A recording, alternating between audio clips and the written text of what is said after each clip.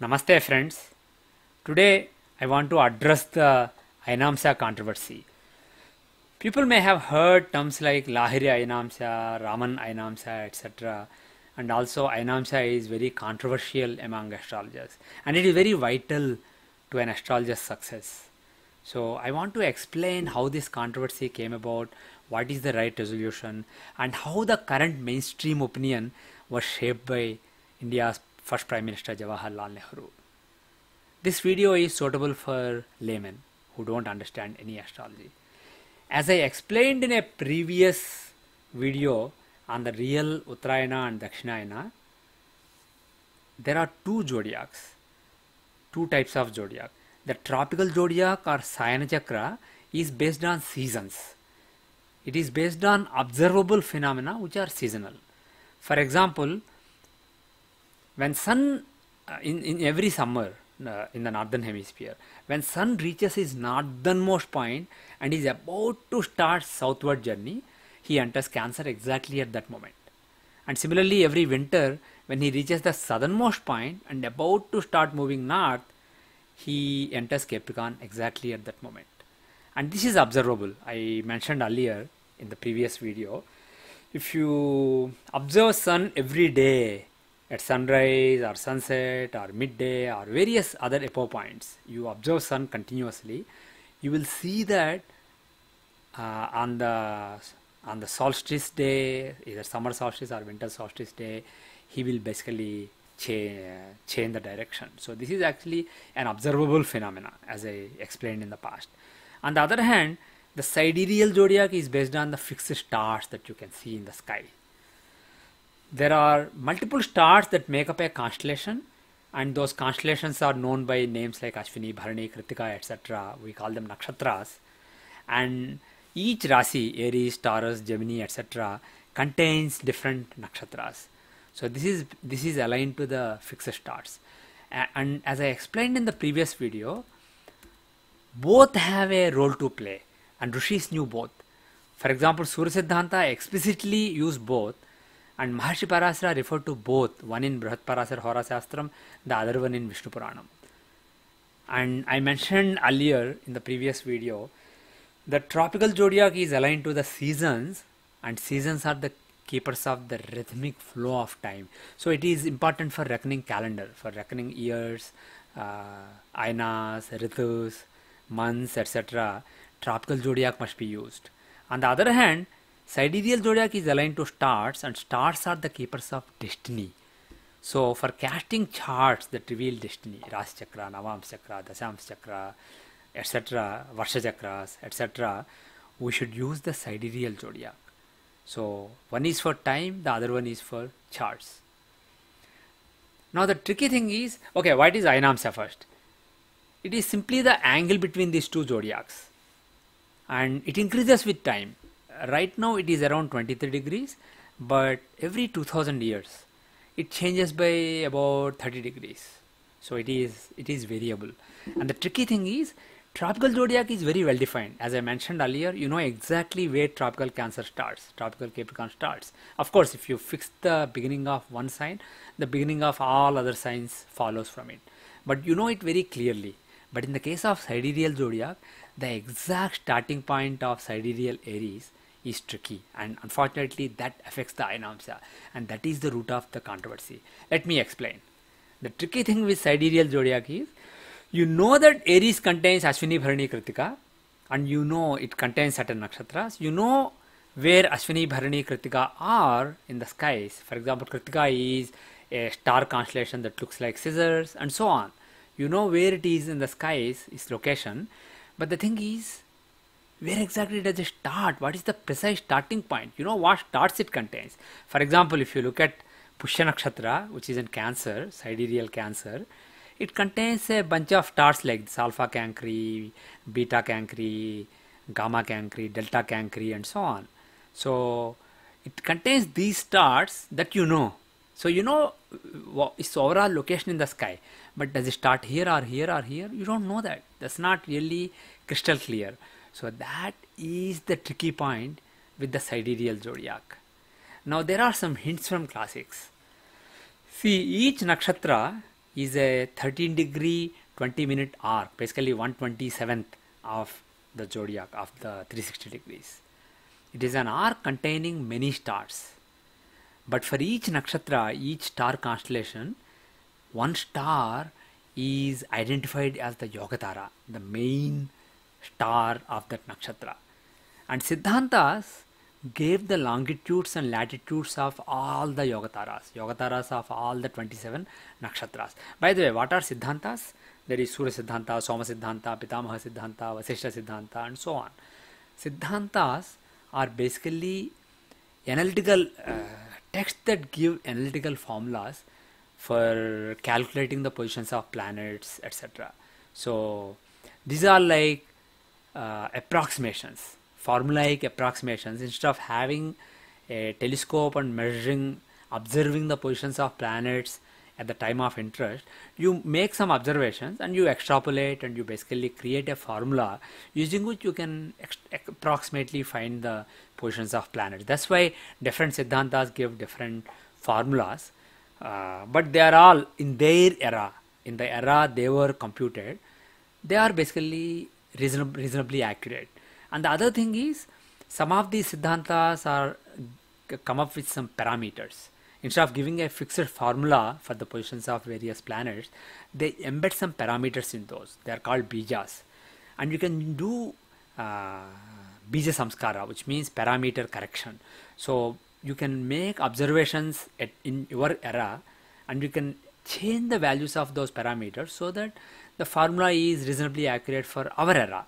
So some people make the mistake of using formulas from a long gone era and find positions now. They will be way off from actual observations physically. But if you do bija samskara, they can be made to be reasonably accurate. Anyway, now there are multiple siddhantas in the literature. They give the longitudes and latitudes of various yogataras. What do we mean by longitudes and latitudes? This is Earth, and let's say this is the zodiacal plane. In this 360 degrees, suppose this is the beginning of the zodiac, 0 degrees, 0, 1, 2, 3, like that. So if a star is here, you project it on the zodiacal plane and find the longitude, and latitude is, it tells you how away it is from the zodiacal plane. Is it 30 degrees up or almost on the zodiacal plane? So that's the latitude. So the longitude and latitude of all the yogataras were captured by the siddhantas. Now, the interesting thing to note is the stars also move. So these longitudes change. That is why there are slightly different values given in different siddhantas. They were composed at different times. So when observations were made at different times, the stars were slightly at different longitudes. But the thing is, you need to have a fixed starting point of the zodiac. So something has to anchor the zodiac. So it is logical to fix the yogatara of one nakshatra as the anchor and say this yogatara of this nakshatra will always be at this longitude, whether 0 degree Aries or 5 degree Taurus or 10 degree Gemini, whatever it is. This is basically always fixed at this longitude. And if you say that, you can observe that yogatara and you can fix the zodiac at any given time. So, but in any case, there are some variations, there are some formulas used. Just like Siddhantas gave formulas for planets, there is also a formula for Ayanamsa. So there are various formulas and slightly different variations used in India. It is possible that these variations came because the parameters were adjusted at different times differently, and people stuck to parameters that were adjusted long back. So there are different variations used across India, and these affect the festival dates. Dates of when Vijayadashmi or Navaratris etc. start, or Ramanavami. These dates may be sometimes off by a month. So that caused some consternation. And India's first Prime Minister, Sri Jawaharlal Nehru, he wanted the festival calculation to be standardized.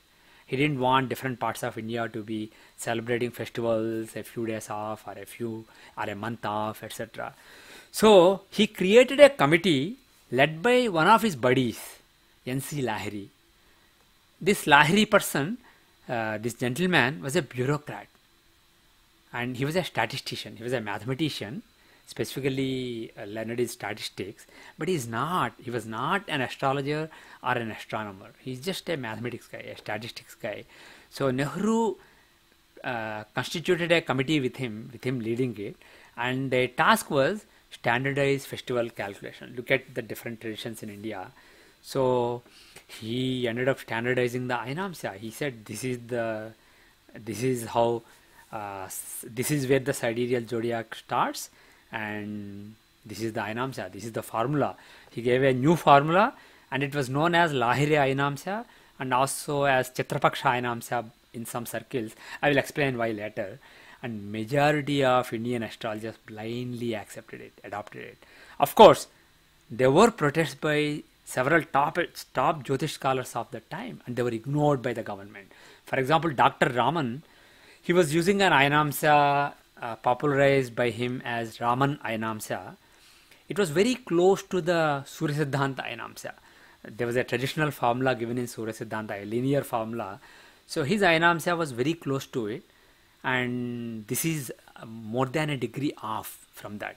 And several top Jyotish scholars from across India protested that this was not logical.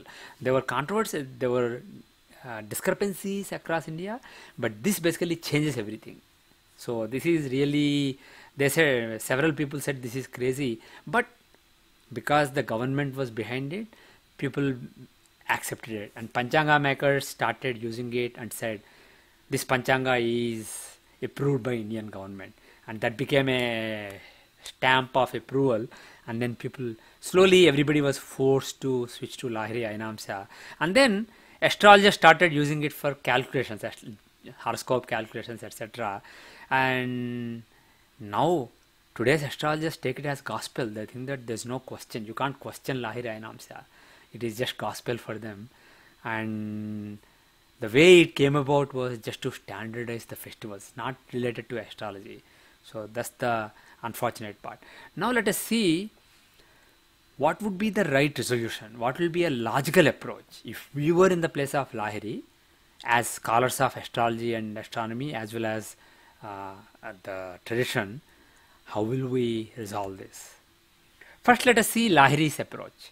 What Lahiri did was, he looked to fix a bright star at the start of zodiac. He said there must be some bright star that around the beginning of the zodiac that I can say this is 0 degrees Aries. He did not find anything that was close enough. Then he tried to fix a bright star in the middle of the zodiac at 0 degree Libra. And then he found Spica, which was pretty bright, and it was close to that based on the calculations being made at that time by other astrologers. So he said, okay, I'll change it a little bit by a little more than 1 degree, and I will say that it should always be at 0 degree Libra. That's it. And the interesting thing is, Surya Siddhanta also, it does give 0 degree Libra as the Yogatara of Chitra Nakshatra. So the star constellation, the bunch of stars that form Chitra, the Yogatara is supposed to be at 0 degree. So he said Spica is that Yogatara. So it is at 0 degree Libra always. So at any given time, you can find where Spica is, and you can fix 0 degree Libra there, and 180 degrees from there, it is 0 degree Aries. And that's it basically. So he took Chitra Nakshatra's Yogatara Spica as the anchor. Now, what are the weaknesses of Spica as anchor? First of all, Surya Siddhanta is only one Siddhanta. There are many Siddhantas given in tradition. So, they don't all give 0 degree Libra. For example, Surya Siddhanta gives 0 degree Libra, but Pitamaha Siddhanta, Siddhanta Sekhara, Brahmagupta Siddhanta, Siddhanta Shiromani, Graha Laghava, they give 3 degree Libra as the Yogatara of Chitra Nakshatra. So the main star of the Chitra Nakshatra must be at this longitude, not at 0. Whereas Mahasiddhanta gives 2 degree 50-minute Libra. So there are different variations. And if the Yogatara of Chitra was meant to be the anchor for the zodiac, which is always fixed at a particular longitude, then all should give the same longitude. So this is not the anchor. Second point, very interesting point is, Spica is not even on the zodiacal plane. So if this is the zodiacal plane, Spica is above it. So when Lahiri said Spica is the anchor for the zodiac, it's not Spica, it's the projection of Spica onto the zodiacal plane. You are projecting it and taking that projection as the anchor. So that's kind of silly. You want something to anchor, you better have it on the plane itself. So This is a really poor selection as an anchor, and also it really deviates from the tradition which was used in India for millennia, for few millennia. The Surya Siddhanta formula, it is way off. See, Dr. Raman's Ramanayanamsa is very close to Surya Siddhanta Ayanamsa. It is off by a fraction of a degree, like 20 minutes or so. Whereas this is way more than degree off from it. So this is not a logical anchor. Now let us question what will be a logical anchor. So this is my conclusion. My conclusion is Yogatara of the Pushya Nakshatra is right on the zodiacal plane. I looked for a Yogatara which is right on the zodiacal plane, which is on the plane itself, on the zodiacal plane where sun, moon, earth and various planets are located. So the zodiacal, the plane in which earth is going around sun, it is right on that plane. It is not, you don't have to project it. Whereas for the Yogatara of any other nakshatra, you have to project it. So it makes sense to take an anchor that is right on the plane. That is point number 1. Point number 2, Pushya literally means chief or topmost one. It is the most important nakshatra. It is owned by Brihaspati among the nakshatra devatas, who rules Dhisakti. And another important point is multiple siddhantas give the same longitude for the Yogatara of Pushya. Whereas for Chitra, we saw different values being given. Surya Siddhanta, Brahma Siddhanta, Soma Siddhanta, Vruddha Vasishta Siddhanta, Pitamaha Siddhanta, Maha Siddhanta, Brahmagupta Siddhanta, Siddhanta Sekhara, Siddhanta Shiromani and Graha Laghava. All these Siddhantas gave the same longitude, 16 degrees Cancer, as the longitude of the Yogatara of Pushya Nakshatra, which makes it a compelling candidate for being the anchor. There is another interesting thing from Srimad Bhagavatam. Sri Krishna Bhagavan taught in Srimad Bhagavatam that Satyayuga, the next Satyayuga will start when Sun, Moon and Jupiter exactly conjoin the Yogatara of Pushya. Where Sun and Moon conjoin every month, every year, right? A new lunar year starts. And Jupiter also conjoins with them very rarely. And for that to happen at the Yogatara of Pushya, that is extremely rare. That is why this happens. This is not a regular event. So Sun, Moon and Jupiter exactly conjoin the Yogatara of Pushya, then the Yuga starts. So Yogatara of Pushya is the anchor for Yuga cycle itself. So it is a good candidate for being the anchor of the zodiac. And it is the seed star for 27 Sun Moon yogas of Panchanga. Panchanga is 5 elements: Vara, Tithi, Yoga, Nakshatra, Karana, right? So one of those is Yoga. So the 27 yogas are computed based on sun longitude plus moon longitude, but it is based on an offset from Pushya. So Pushya is the seed star for yoga. So there is importance given to Pushya. And let us look at esoterically. What will be the anchor of our existence? If you look at Kalapurusha's limbs, Aries is the head and Taurus is the face, Gemini is the neck, throat and upper chest, and Cancer is the heart, Leo is the stomach and so on. These are the limbs of Kalapurusha. So what anchors our existence for any being?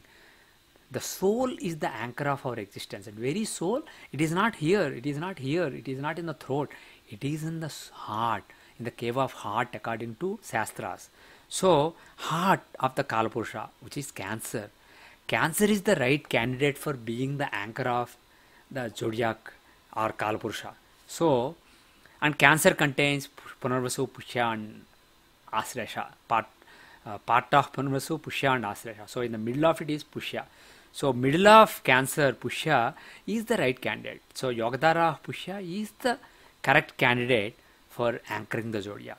So I defined Pushya-paksha Ayanamsa many years back, I think in 2013 or so, early 2012, 2013 time frame. We fixed the nakshatra Delta Cancri or Asellus Australis, which is the Yogatara of Pushya Nakshatra. It is a bright star in the middle of Pushya Nakshatra. It is actually, if you look at Pushya Nakshatra, it is basically this one, Delta Cancri. And it lies right on the zodiacal plane, as I mentioned earlier.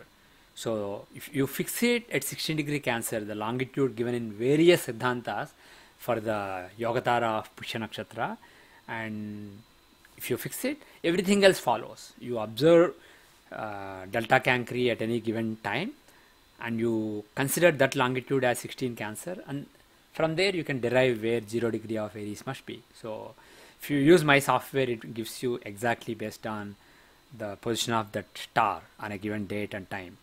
Now, just for reference, if you look at the values of various Ayanamsas on 1900 January 1, the traditional formula given in Surya Siddhanta gives 21 degree, 0 minutes 39 seconds. The Pushya-paksha Ayanamsa is 21 degree, 19 minutes 27 seconds, so it is close enough. And Lahiri Ayanamsa is 22:26, so it is way off.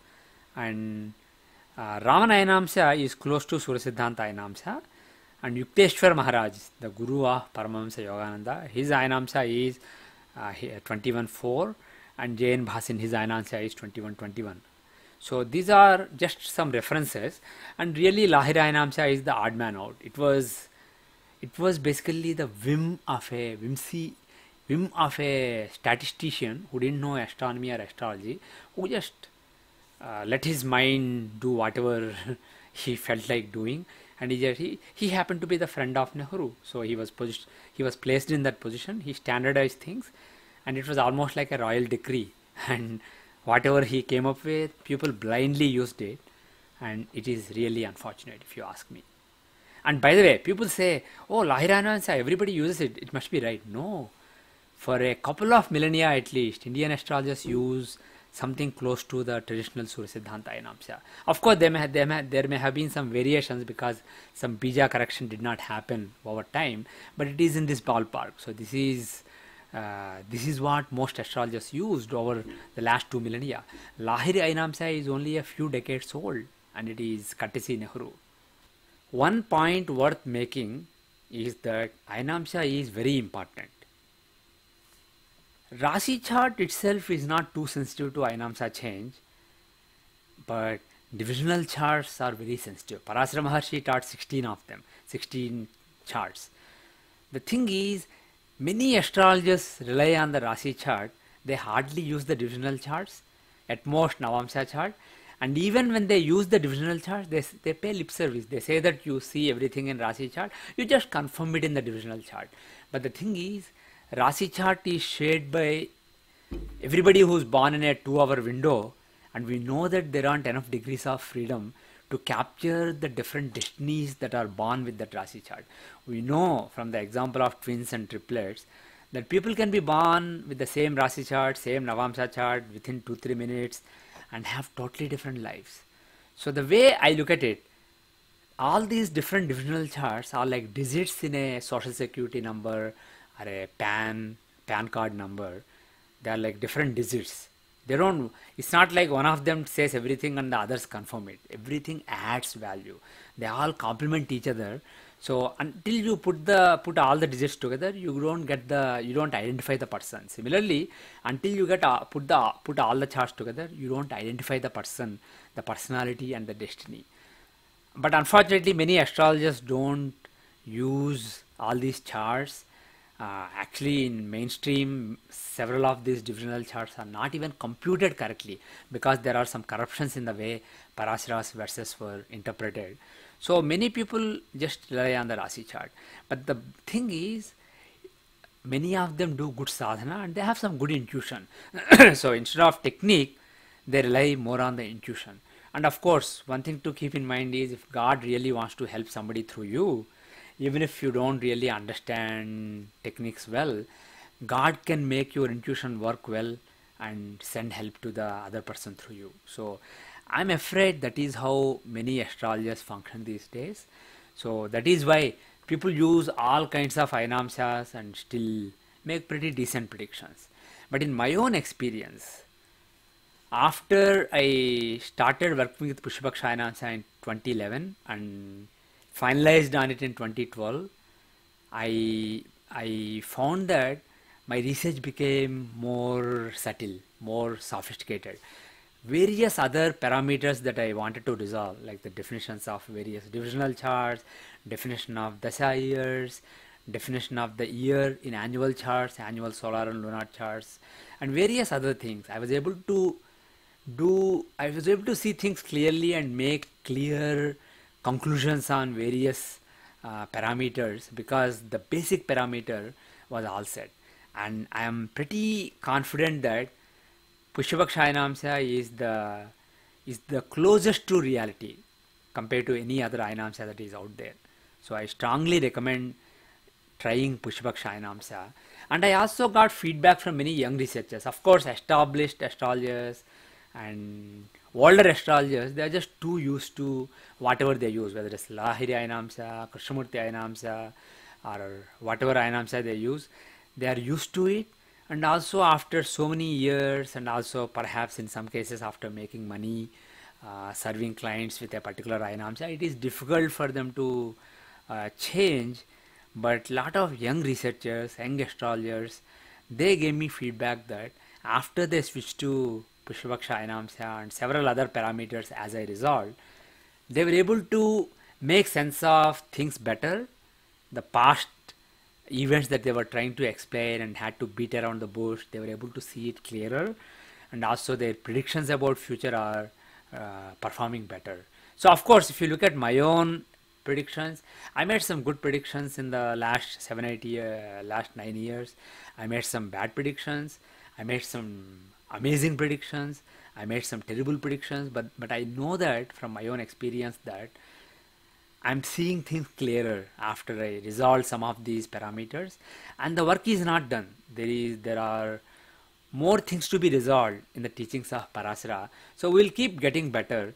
But I'm heartened by the fact that many young researchers told me that they clearly see this as being better, and I hope that many more astrologers will reach them, will join them, and we will all make progress towards unlocking more and more secrets of Parasara and bring a renaissance in Jyotish Shastra. On that note, I will end this session. Thank you very much.